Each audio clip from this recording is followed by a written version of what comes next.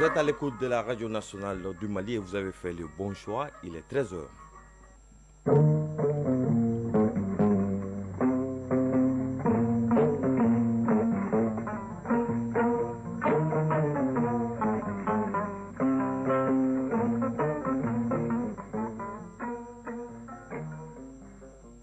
Le journal Bemba Sibi.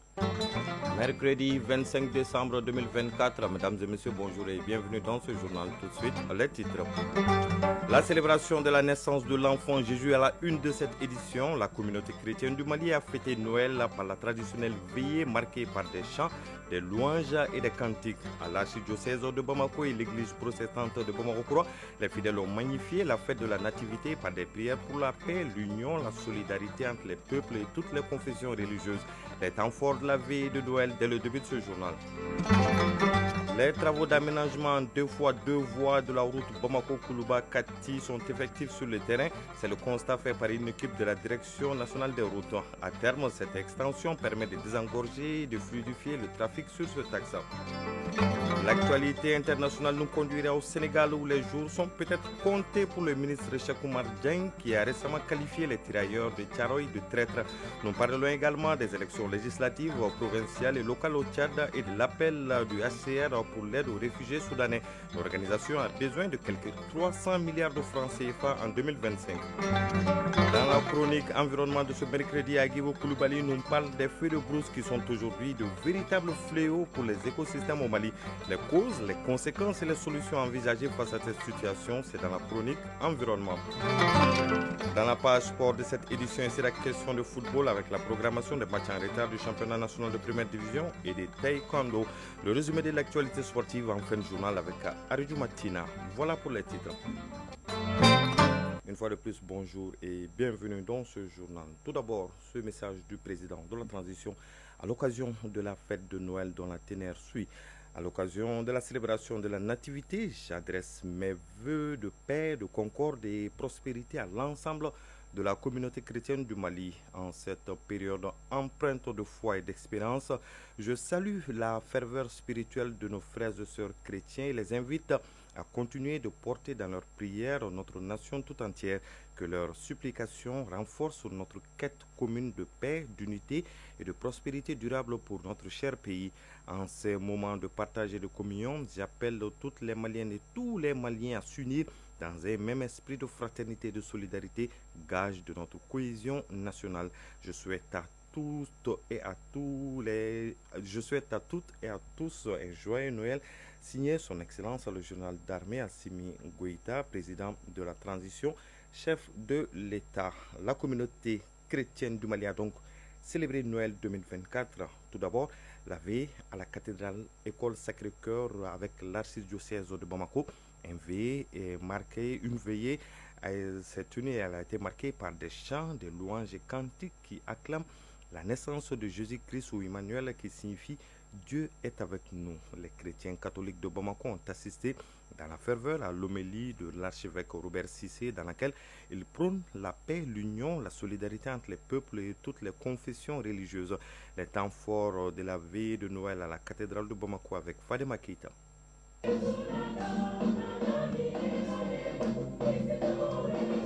Couché et enveloppé dans une crèche, un sauveur nous est né, Jésus-Christ de Nazareth.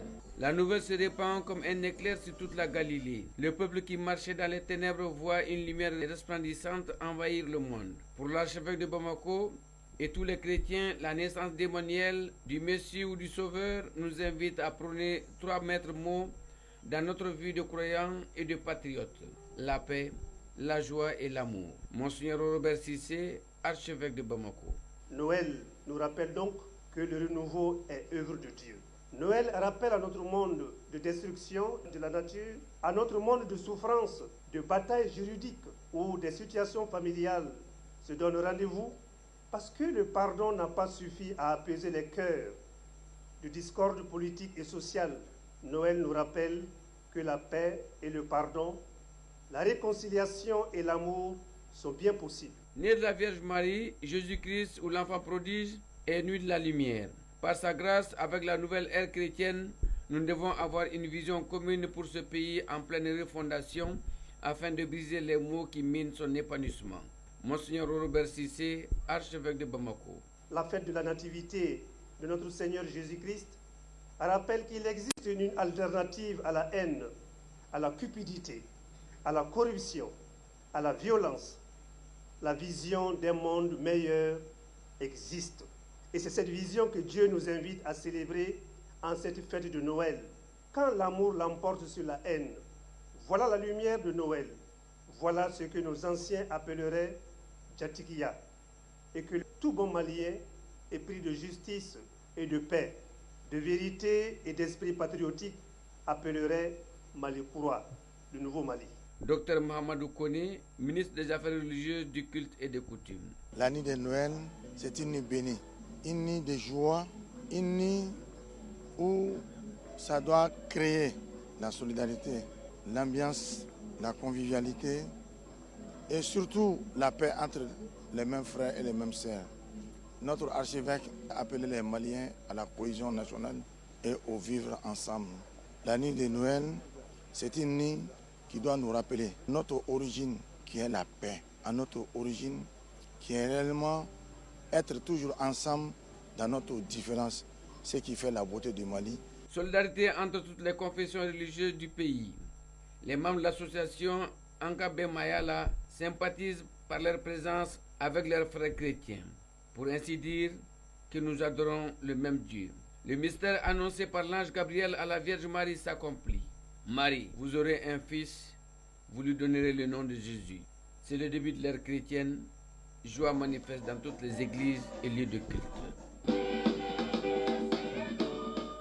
Célébration dans la communion et dans le recueillement à l'église protestante de Bamako-Koura. Les fidèles ont magnifié la fête de la Nativité par des prières pour le pays à travers chants et danses à la gloire de Jésus-Christ le Sauveur. Retour sur cette soirée de réveillon 2024 à l'église évangélique protestante de Bamako-Koura avec Aridjou Matina.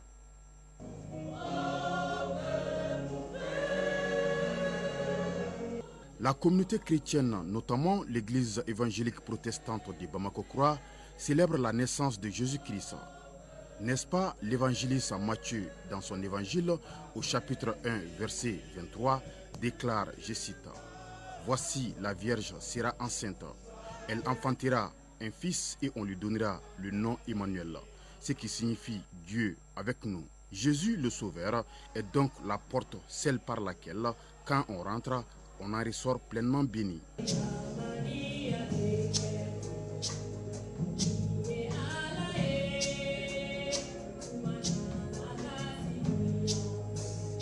Révérend Dr Nou Ag Infayatara, délégué général. Abba Père, au nom de Jésus, je me tiens à la brèche pour mon pays, le Mali. Le Mali que nous voulons Koura. Le Mali que nous voulons Maliba. Qu'il soit ainsi.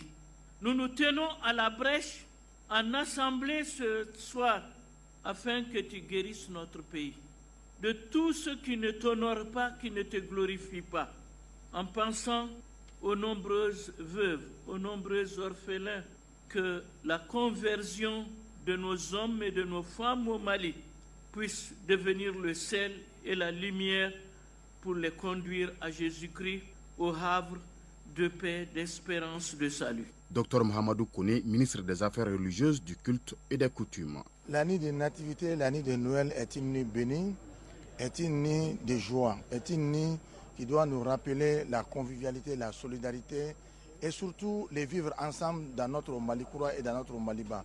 Vous avez bien vu quel rôle jouent les chrétiens au Mali. C'est des gens qui jouent un rôle très capital dans notre République.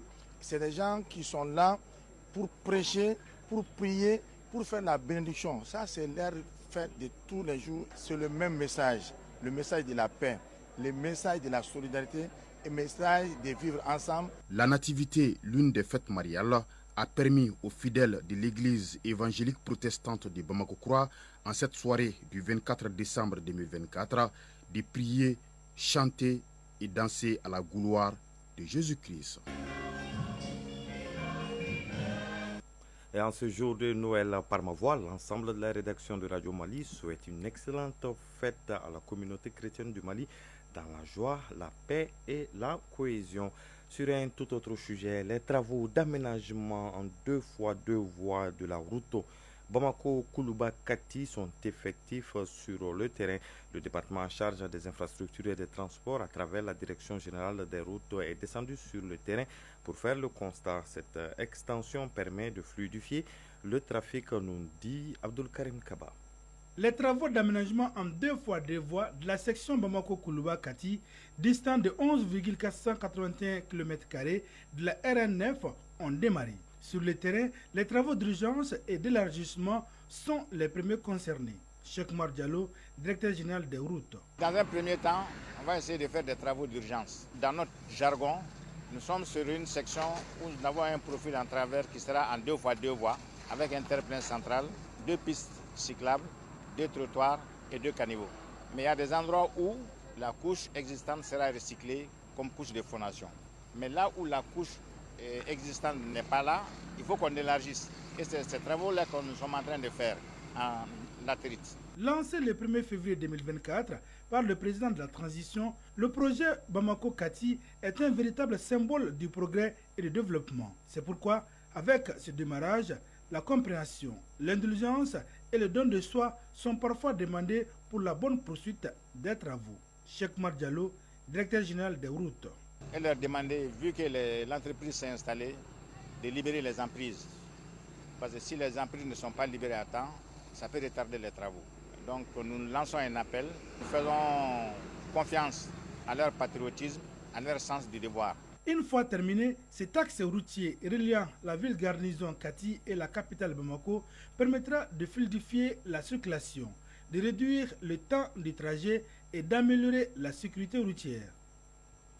La santé de la reproduction, on en parle dans ce journal. Elle se présente de nos jours comme un défi majeur qui nécessite des ressources conséquentes. Pour ce faire, l'apport du secteur privé reste déterminant. C'est dans ce cadre que s'est tenue hier une session de plaidoyer à l'endroit du Conseil national du patronat du Mali. Une session à l'issue de laquelle les participants vont apposer leur signature à une charte d'engagement. Les précisions avec Tiamoko Konati. Si le développement économique dispose d'une épine dorsale, c'est bien le capital humain. Conviction du directeur général de l'ONACR, l'Office national de la santé de la reproduction, qui déplore les difficultés liées à la mobilisation des ressources en faveur de la santé de la reproduction. Conséquence, un enfant de moins de 2 ans meurt toutes les 4 minutes, alors qu'une femme enceinte perd la vie toutes les 3 heures. Et 5% de nos enfants ne verront pas leur 5e anniversaire dans notre pays. Dr Moulay Idrissa Aïdra, directeur général de l'Office national de la santé de la reproduction. Ce n'est que la face visible de l'iceberg. Pour dire tout simplement, la problématique de décès maternel est une problématique qui intéresse tous les secteurs. En dépit des difficultés, l'Office national de la santé de la reproduction continue à s'investir. C'est dans ce cadre que s'inscrit cette session dite de plaidoyer à l'endroit du Conseil national du patronat. Il s'agit de mettre à contribution l'organisation patronale dans la mobilisation des ressources auprès du secteur privé. Dr Ben Moulay Idrissa Aïdra, directeur général de l'Office national de la santé de la reproduction. Aujourd'hui, le secteur privé occupe une position stratégique pour répondre à ce défi. Vous êtes des acteurs incontournables de notre économie et des catalyseurs du changement social. Votre rôle dans la mobilisation des ressources financières pour la santé de la reproduction et la planification familiale peut transformer des vies et renforcer la base même du développement national. Ousmane Babassi, chargé des missions du président du Conseil national du patronat du Mali. Il s'agit d'un enjeu de développement humain qui ne peut être ignoré et l'implication du secteur privé est essentielle pour compléter les efforts du gouvernement. Investir dans la santé de la reproduction, c'est investir dans la stabilité économique et sociale et dans la prospérité de notre nation. Cette session de plaidoyer s'inscrit dans la mise en œuvre d'une série d'activités que mène l'ONACR, notamment pour le bien-être de la femme et de l'enfant. Au terme des travaux, il est prévu la signature d'une charte d'engagement des parties en vue de leur implication effective dans la promotion de la santé de la reproduction. À présent, l'actualité hors de nos frontières au Sénégal, la polémique enfle après que le ministre en charge de l'administration et de l'équipement à la présidence de la République, Cheikh Oumar Diagne, a traité samedi dernier les tirailleurs de Thiaroye de traître. C'était au cours d'une émission à Fafa TV. Cette bourde pousse de nombreux Sénégalais à demander la démission pure et simple du ministre. En plus des plaintes et pétitions, des marches seront organisées par les descendants de tirailleurs de Thiaroye, selon Gueye Para, président de la Fédération africaine des descendants de tirailleurs sénégalais. Les Tchadiens sont appelés aux urnes pour les élections législatives provinciales et locales. Ces différentes élections sont la dernière étape du processus de retour à l'ordre constitutionnel. À cet effet, le chef de l'État, Mahamat Idriss Itno, a appelé hier la population à voter au scrutin auquel prennent part quelques 179 partis politiques avec 718 listes et 1321 candidats pour 188 sièges au Parlement. Au Soudan du Sud, le Haut Commissariat des Nations Unies pour les réfugiés aura besoin de près de 300 milliards de francs CFA en 2025 afin de venir en aide aux réfugiés soudanais résidant au Soudan du Sud. Ils sont près d'1 million de personnes arrivées au Soudan du Sud depuis le début du conflit soudanais en avril 2023. Au Mozambique, 21 personnes ont perdu la vie hier lors d'une manifestation de l'opposition. 25 autres sont blessés. Au total, 236 incidents graves ont été enregistrés au cours de ce rassemblement. L'information a été donnée par le ministère de l'Intérieur. Cette manifestation a pour but de contester les résultats des élections générales du 9 octobre dernier où Daniel Chapo a été déclaré vainqueur avec 67,17% des voix. On termine avec Haïti où la réouverture de l'hôpital de Port-au-Prince se transforme en bain de sang lors de la cérémonie. Des gangs ont attaqué faisant 3 morts et plusieurs blessés. Le président du conseil de transition promet une riposte après cette tragédie qui a endeuillé le pays en cette période de Noël. Pour rappel, l'hôpital de Port-au-Prince était fermé il y a 11 mois à cause justement de l'insécurité qui sévit dans le pays. Mais l'actualité, il est 13h passé de 16 minutes à présent à la page sport de cette édition.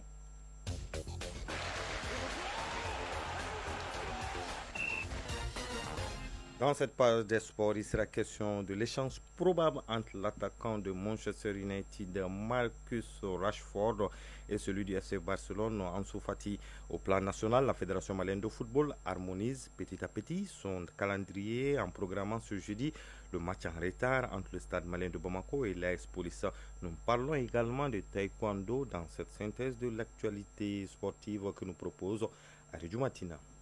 Arts martiaux pour commencer, la Fédération malienne de taekwondo vient de boucler son riche programme d'activités au titre de l'année 2024 avec la tenue de sa deuxième passation des grades de l'année. Cette activité est un rendez-vous majeur qui permet d'évaluer le niveau de l'athlète. Maître Yacouba Traoré, secrétaire général de la Fédération malienne de taekwondo. Ça permet d'évaluer les candidats, les différents pratiquants de taekwondo pour savoir s'ils s'entraînent régulièrement dans leur salle, aussi savoir c'est un exercice auquel nous tenons beaucoup. Ils font d'abord les techniques de base qu'on appelle Kibon.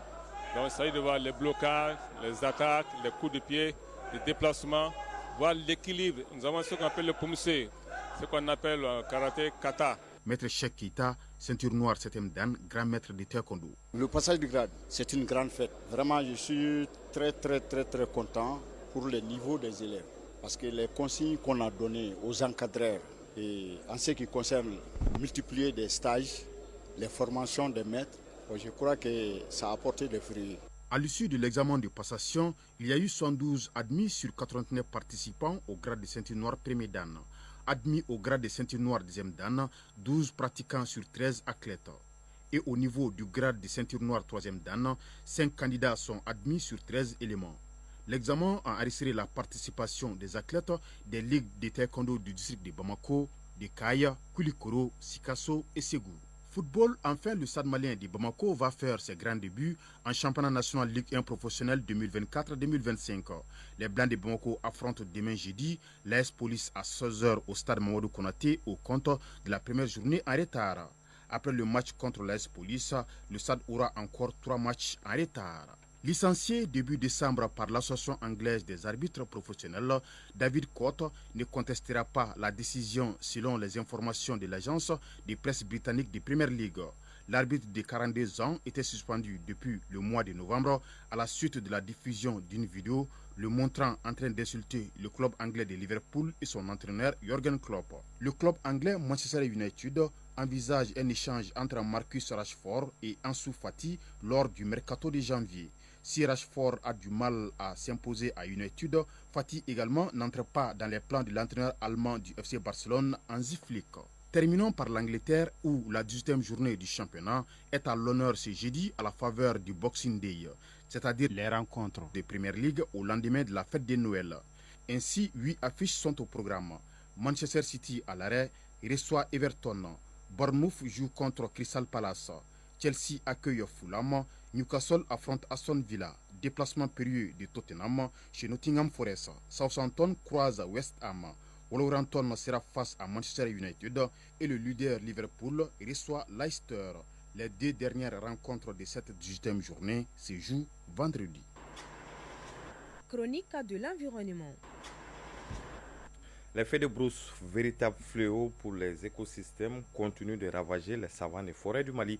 Entre pratiques agricoles inappropriées et impacts dévastateurs sur l'environnement, ces incendies posent des défis majeurs pour le développement durable. Retour sur leurs causes, leurs conséquences et les solutions envisagées, c'est dans la chronique de l'environnement, une réalisation de Agibou Koulibaly. Au Mali, les feux de brousse trouvent leur origines dans des pratiques souvent traditionnelles. Soumana Fofana, conseiller technique au ministère de l'Environnement, de l'Assainissement et du Développement durable. Les feux de brousse sont souvent involontaires mais c'est souvent intentionnel. Parce que souvent dans les pratiques traditionnelles, les gens utilisent les feux vers la fin des saisons pour repousser les reptiles. Mais ces feux souvent ne sont pas contrôlés et ils échappent à l'acteur même qui met le feu. Donc c'est ce qui se propage dans la brousse et ça crée des problèmes. Il y a aussi des feux qui peuvent émaner au moment des travaux champêtres. Donc le feu peut échapper à un paysan et qui peut se propager dans la brousse. Dans certaines zones, ces incendies sont également utilisés pour renouveler la végétation, une pratique qui, mal maîtrisée, devient incontrôlable. Au niveau de la législation forestière nationale, il y a une période de mise à feu. C'est ce qu'on appelle la période de mise à feu précoce. Et c'est acté au niveau du département du ministère de l'Environnement, de l'Assainissement et du Développement durable à travers une initiative de la Direction générale des eaux et forêts qui prend les actes et les soumet à la signature du département. Pendant ces périodes, donc on peut quand même mettre le feu. Donc ça permet de limiter les dégâts et les reptiles peuvent quand même s'éloigner. Mais en dehors de ces périodes, à partir déjà de janvier, on ne peut plus quand même parler de feux précoces. Les conséquences des feux de brousse sont considérables. Ces incendies détruisent la flore, appauvrissent les sols et provoquent une perte massive de biodiversité. Les conséquences que nous pouvons observer, il y a non seulement l'impact sur le sol, il y a l'impact sur la végétation, il y a l'impact aussi sur la couverture herbacée. À ce niveau, ce qu'on peut avoir comme impact sur la vie socio-économique, c'est effectivement qu'à ce niveau, le pâturage est quand même dégradé à travers ces feux de brousse. Les animaux n'ont pas de quoi manger. Et si c'est même dans des réserves de faune autres, les animaux auront peut-être leur habitat est dégradé. La lutte contre les feux de brousse nécessite des actions concertées.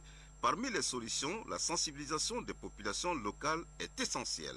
Soumana Fofana, conseiller technique au ministère de l'Environnement, de l'Assainissement et du Développement durable. On dit la lutte préventive et la lutte curative. La lutte préventive consiste à effectivement faire des séances de sensibilisation et d'information au niveau des radios pour informer et sensibiliser la communauté pour un changement de comportement. La lutte curative, c'est de préparer, de redynamiser les communautés là où elles existent ou créer ou là où elles n'existent pas pour pouvoir quand même lutter contre le feu. Face à la menace grandissante des feux de brousse, il est urgent d'agir pour préserver les écosystèmes maliens et garantir la sécurité alimentaire des générations futures. La solution réside dans une gestion collective et durable des ressources naturelles pour que les flammes cessent d'être synonymes de désolation.